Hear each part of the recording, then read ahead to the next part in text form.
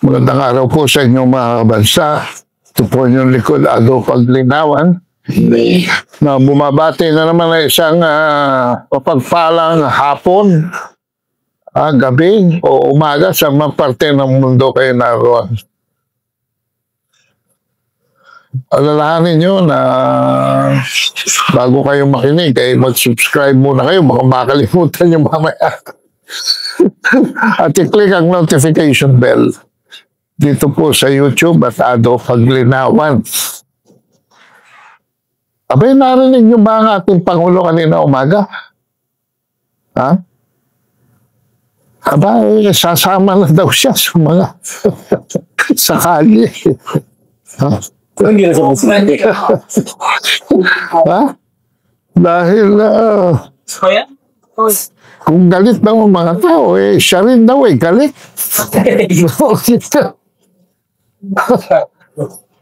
Alam niyo mga kabansa,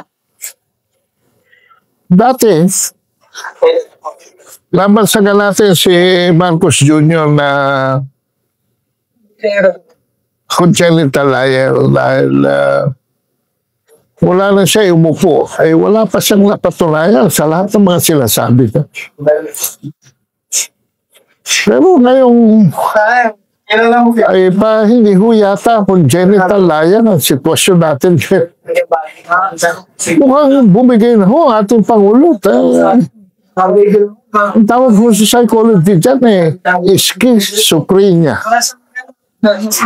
Schizophrenic na ho. Iba na ho. Iba ng personalidad itong nandiyan sa Malacanang ngayon. Bumigay na. Hindi naman bipolar. Dahil ang bipolar magkasabay. Magkasabay po. Ito hindi magkasabay ito. This is an obnoxious transformation of behavior, which in psychology we call schizophrenia. Galit daw siya. At mas galit pa siya sa taong bayan. Sige, batikusin nyo. Sabi niya, wag lang kayong manggugulo. No? Sabi niya, wag lang kayong wala lang dahas. Well, makalimutan yata nitong taong ito na siya punot dulo nitong kontrobersyang ito. Makalimutan yata ni Marcos na siya ang Pangulo. At walang pera na mai-appropriate sa ating budget. At walang pera ang mailalabas para bayaran ang mga expenses and costs. So, sa pagpasok ng pera at sa paglabas ng pera, hindi pwede na magkaroon kung walang pirma ang Pangulo ng Pilipinas. Kaya nga, ang tawag dyan, General Appropriations Bill. At pag yan ay pinirmahan ng Pangulo, nagiging General Appropriations Act. Sa madalit sabi, kung may problema dyan sa pinirmahan mo, ikaw ang the buck stops with you, Mr. President. Huwag ka na mag-PR, hindi bagay ang problema nito, yung papel ni Ronald Reagan at saka ni Fernando Poe Jr., pinaghalo mo na Ha? Hello, Bonget. Ikaw po ba yan? So this is a new personality. This is not a new president. This is the same president with a new personality.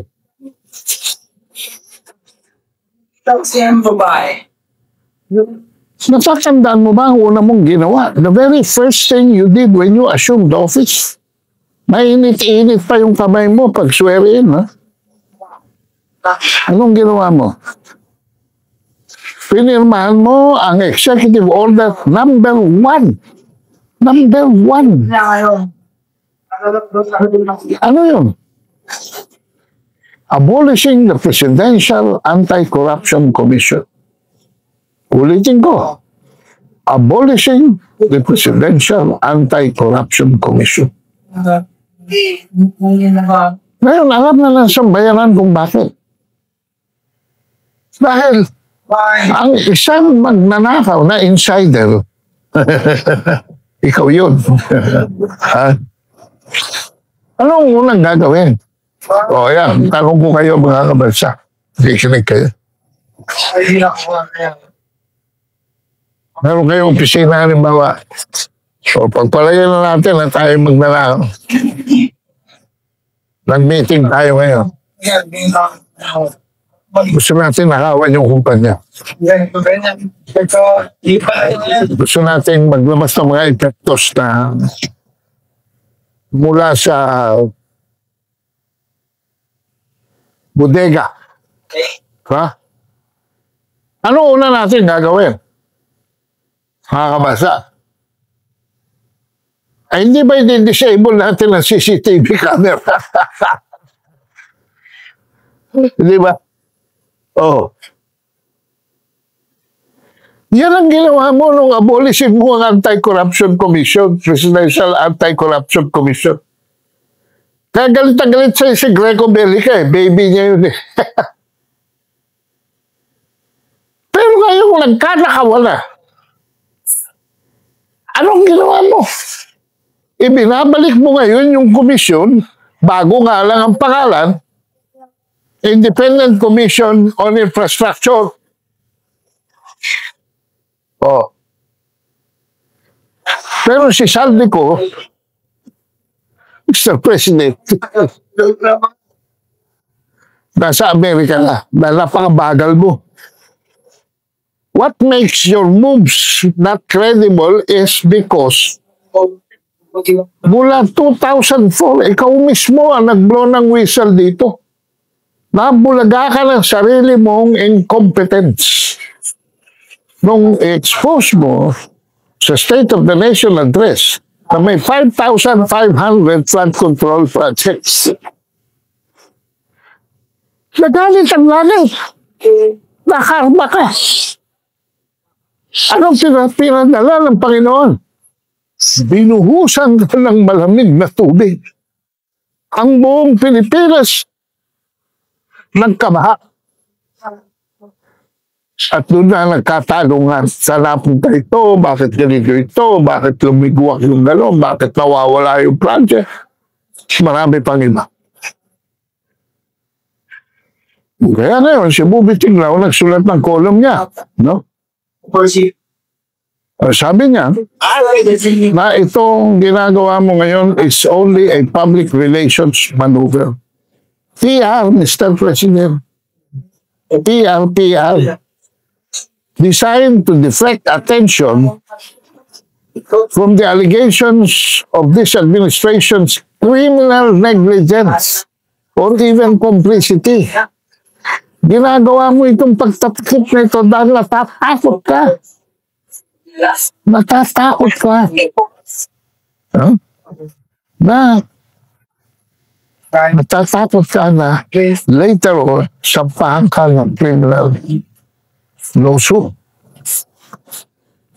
Or even complicity that enabled such widespread corruption during your watch. Itong komisyon na ito is crafted to keep the blame narrowly focused, sabi ni Bubby Tinglaw, doon sa mga greedy contractors, including collaborators in government, while insulating you and your cousin. Teacher mo, House Speaker Martin Romualdez, under whose leadership massive corruption and insertions occurred during the first 3 years in office from any accountability. The executive order na ginawa mo also instructs to investigate infrastructure projects from Duterte administration onwards. So, tingnan mo yung karuwagan mo. Kumahardi ka, duwag ka eh. Isasabit mo pa si Duterte rito. Ha? This is a clear indication that the commission gagamitin mo lang sa pag-fabricate ng charges of flood control anomalies linked to Duterte-era officials,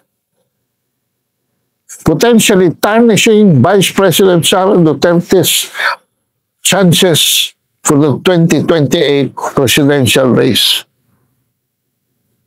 Pero, nakita na natin, it doesn't work that way. Bakit?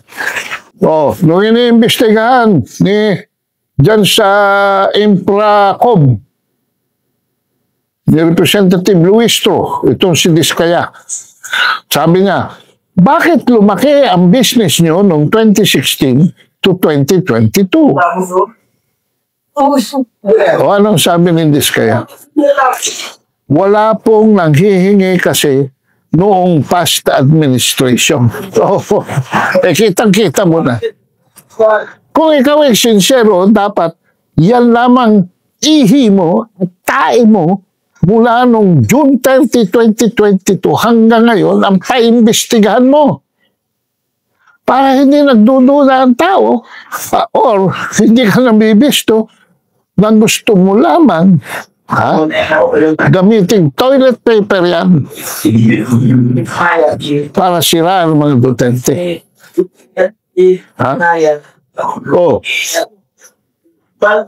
Hindi ba yan ang nangyari doon sa Agrama Commission panahon ng tatay mo? Anong findings? 2 dozen military men and a notorious colonel as responsible, sidestepping any suggestion of Marcos' involvement sa pagkamatay ni Benigno Aquino Jr. Yan. At this point, gusto ko magbasa ng mga reaksyon ng mga nakikinig sa atin. Kay James Moore Moreno, wala na, under niya yung dalawa na Magalong at Singson. Saan punta niyan, kalaban niya ng mga Duterte, kagaguhan na naman ito. Ha. May bias agad, sino maniniwala sa komisyon na yan, kontrolado pa rin ni Marcos. Siya ang may final say dyan. Dito, kay Ramon Cuevas, lahat ng independent commission, ni President Adik BBM and Frank Conteo Scam Jr. ay peke, puro icing, dekorasyon, walang cake, sustansya. Kay Badjonex Abel, may ahensya na binuo si PRRD dahil pero ano ang ginawa ni Marcos? Binuwag niya kahit hindi niya type. Yun sana magmomonitor sa mga gawain ng mga politiko ay nako Marcos. Edgar Zamora Durano, and it is called an independent body, Charlie Gandhi, better not to proceed with the independent commission. Any investigative body established by BBM would never be credible as BBM himself is also a subject of investigation. Kaya na nga. Kay Alfredo Orentina, Magalong is a supporter of the left, confronted by retired PNP Escobar having a speech with Akbayan. Ayan na, pati mga kaliwa, ginagamit nyo. Brian Jerome Pineda, Sarsuela o Moro-Moro lang ang mangyayari dyan. Felizardo Simoy, si General Simoy yata ito. The truth can always be twisted if there is a wrong motive. Ivy Musage, Magalong is also tuta of the U.S. Antonio Miguel Carlos, tuta ng CIA, Tuligan Kosik. At baka mga kotse ni kaya mapunta sa kanya. Peter Garola, anybody but Tonyo. Sino yung Tonyo? Si Carpio. At si Paul Gutierrez, former undersecretary ni Marcos mismo. Singson, sabit din yan sa mga DPWH anomalies. Arnold Singson Diaz, lahat na lang kontrahin, karir na ba talaga yan? How about tumulong nagumahan. Ayan mga kabansa, mga nakuha natin mga reaksyon.